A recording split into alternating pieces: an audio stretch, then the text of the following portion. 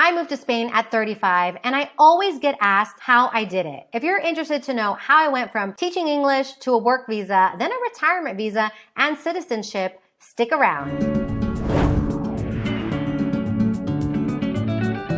I moved to Spain in 2015 when I was 35. It has been 8 years now, and I'm always asked how I was able to not only come to Spain, but make it work and make a life here on my terms. In this video, I'm gonna dive deep into how I was able to come to Spain to teach English and ended up with citizenship and later founded a company. And I'll go through everything else in between because actually I've been on and off in Spain since 2001. And it wasn't until 2015, I think that was my third attempt to make it work in Spain on my terms. So this video essentially has two parts. It's gonna have 2015 to now, so my most recent stint in making Spain work, but I'm also gonna talk about the beginning from 2001 to 2014 when things weren't really going my way.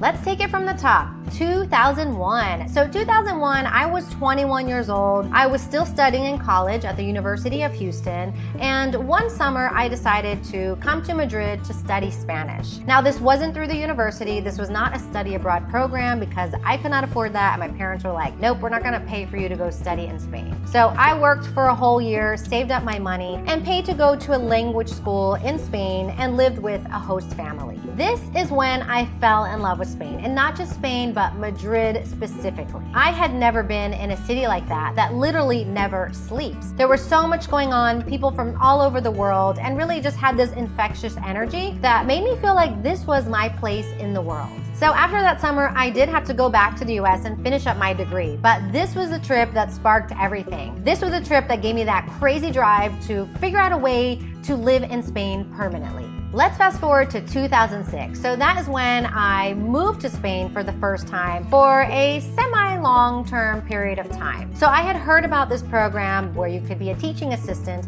and live in Spain. You get a stipend, you would get health insurance, and you get a student visa that will allow you to live there for about 9 months.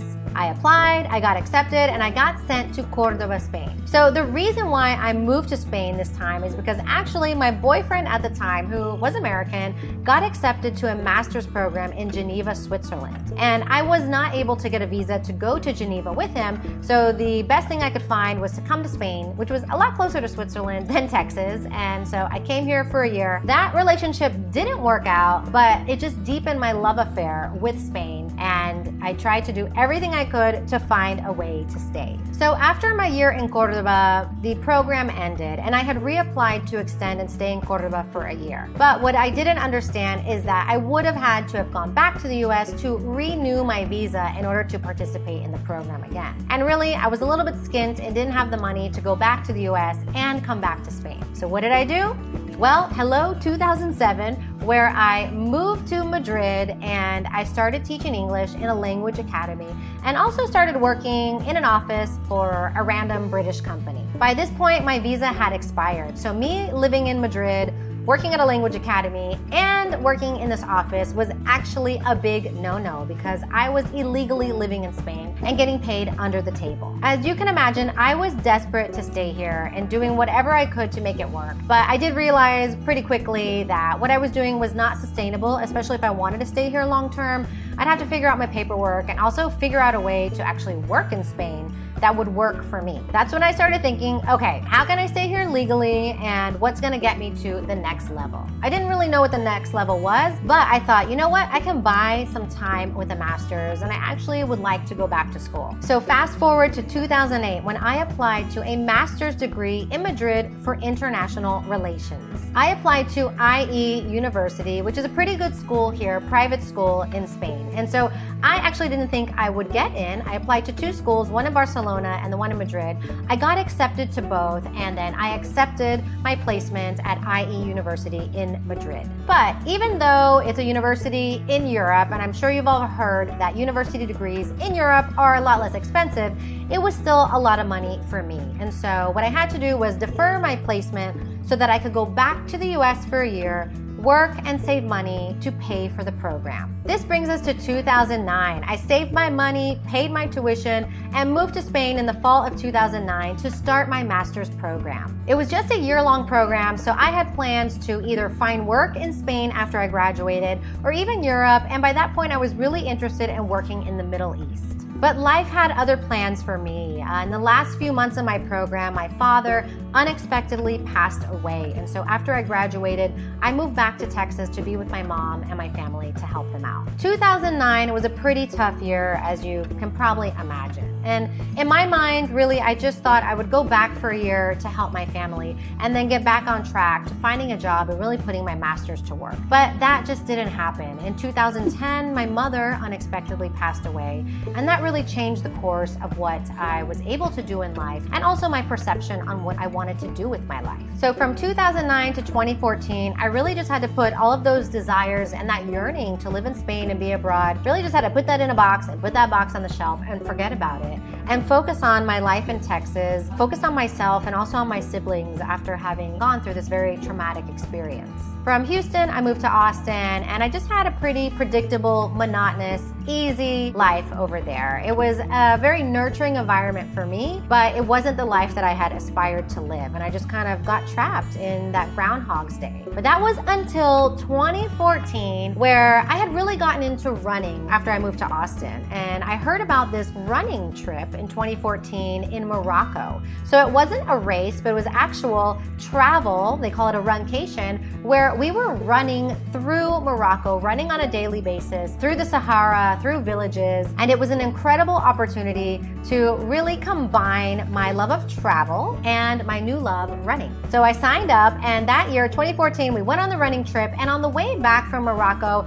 I had booked my flight so that I could spend 4 days in Madrid to visit some friends. Now, by this point, I had not been in Spain for 4 years, which may not sound like a long time, but I had spent so much of my 20s being in Madrid in some capacity, whether I was traveling there or living there, almost on a daily basis. So those 4 years was a huge gap for me. And when I was there for those 4 days, that is when things changed. Something inside me awakened the moment I got back to Madrid, and I just knew I had to get back here. It was almost like I had this out-of-body experience and realized that I had been sleepwalking since I moved back to Texas from 2009 to 2014. Those years were just years that I wasn't living, and I really felt so alive in Madrid that in 2015, that's when I decided I was going to quit my job and move to Spain.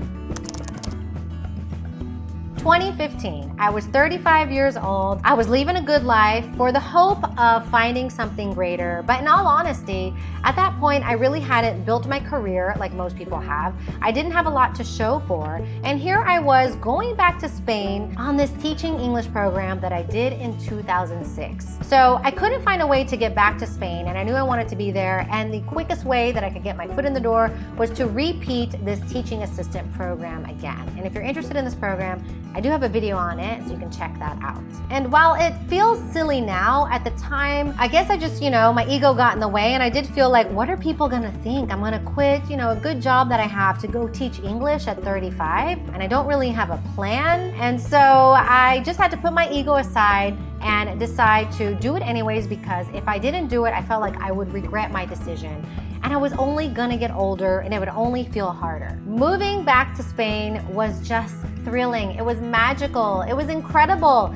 Again, I felt so alive. It was like I was rediscovering myself. So when I moved to Spain again, I did come with savings. So I was supplementing my teaching assistant program income, which was about 1,000 euros a month from that program. I was definitely living beyond 1,000 euros a month. Also, I had to get a roommate. I wanted to keep costs down while I figured out what I was doing with my life. So I got a roommate, and I was paying about 450 euros a month. I was living though. I was going out all the time, making up for all of that time in Austin that I was not living, not doing anything after work. I was going out, making friends, going to events, going to bars, dancing all night.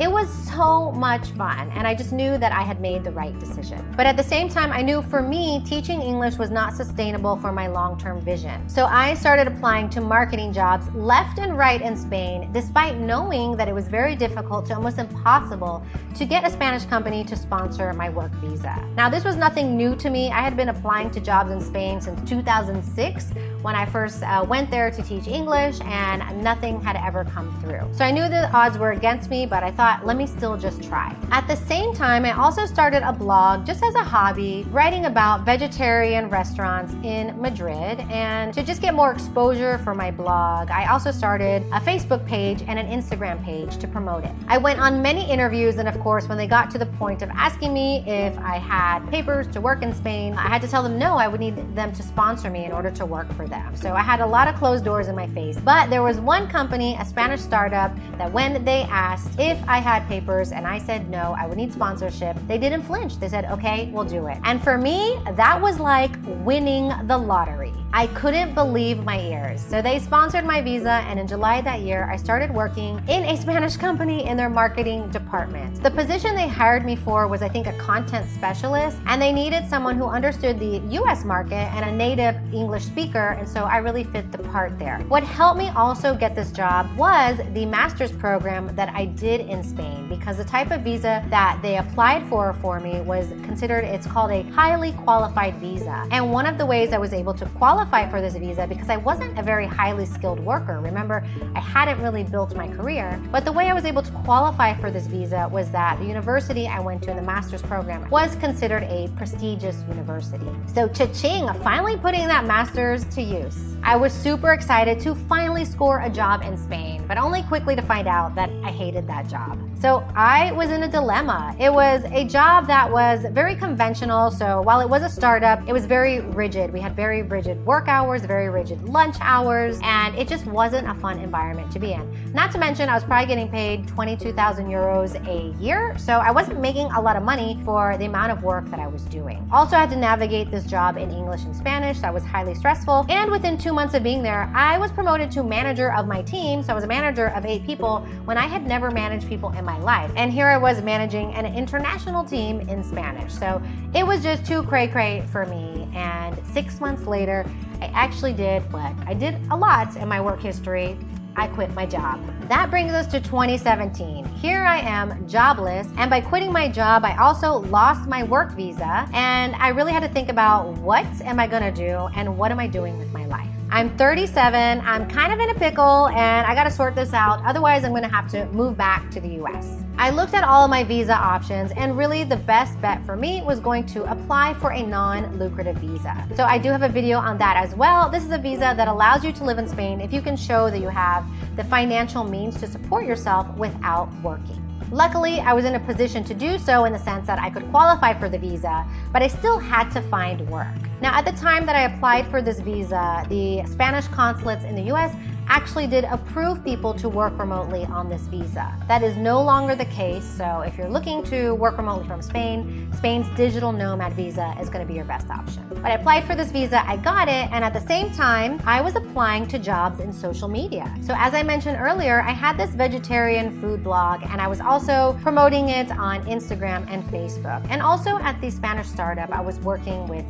content in terms of social media content. So I was acquiring all of these online skills, and I thought, why not try to find a remote job? Now, this is 2017 when remote work really wasn't a thing and as big as it is now. But I looked and I searched, and it took a few months, but I actually found something, and I found a job from Upwork. The job I found incorporated my social media skills and also my marketing background, and that job was working for a US-Italian travel agency, and I was working in marketing and sales for them. I got to do this job remotely from Spain and get paid US dollars and have pretty much a US salary. It wasn't a high salary, but it was enough to live in Spain comfortably. And I had finally broken to the remote world. Like, for me, that was a huge limiting belief that I had broken through, that I couldn't find remote work. So that really was a game changer for me. And I should also mention that 2017 is the year that I started She Hit Refresh. So She Hit Refresh is my company where I teach women age 30 and over how to move abroad.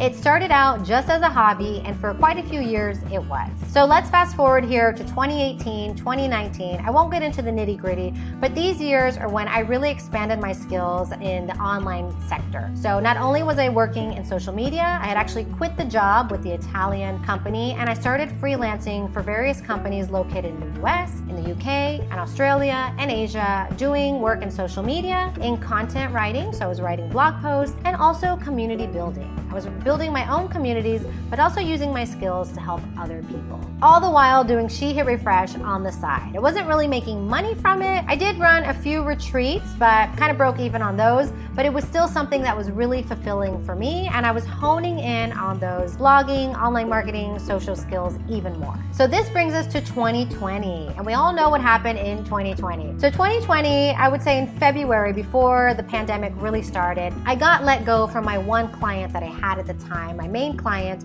that I was doing social media work for. So I was without a job, but I had enough money to kind of tide me over, and I just wanted to take some time for myself. And I decided I was going to write a book. Pandemic happened, and I was kind of stuck at home, and I spent that time in lockdown to write my book, which is I'm Outta Here, an American's ultimate visa guide to living in Europe, because I had just been getting so many questions about, look, I'm from the US and I want to move to Europe, but I can't figure out a way to do it or a visa to help me. So I wrote the book that basically broke down the 18 easiest countries to live in based on over 50 viable visa options. And my idea was, hey, I don't have a job, I'm working on this book, and She Hit Refresh, I want that to be my full-time income, and I want to work solely for myself. I had very grand ideas about my book sales and how that was going to take me to the next level. But reality set in, and 2021 came around, did not make money or did not make enough money, and was kind of going through my savings, and I had to look for a job. Was kind of in the same place that I was in 2017. Was in Spain. I had a visa, but I didn't have a job, and I needed to find a way to make it work.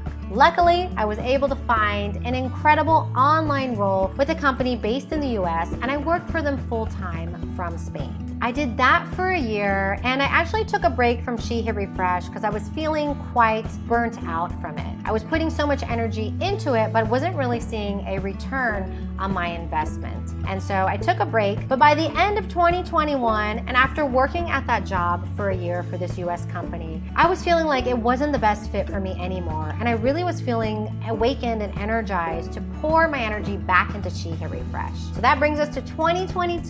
2022, I was still living in Spain on the non-lucrative visa, but I had actually started the citizenship process. So two big things happened in 2022. I quit my job with the US company that I was working remotely for and went all in on She Hit Refresh. And the business was actually doing really well because of the pandemic and the political situation in the US. A lot of Americans and women over 30 were looking for ways to move abroad. And so I was getting a lot of interest in the work that I was doing. The other big thing that happened is that my citizenship paperwork was approved and I was granted Spanish citizenship, something that I had wanted for an eternity since coming to Spain in 2001 and falling in love with it when I was 21 years old.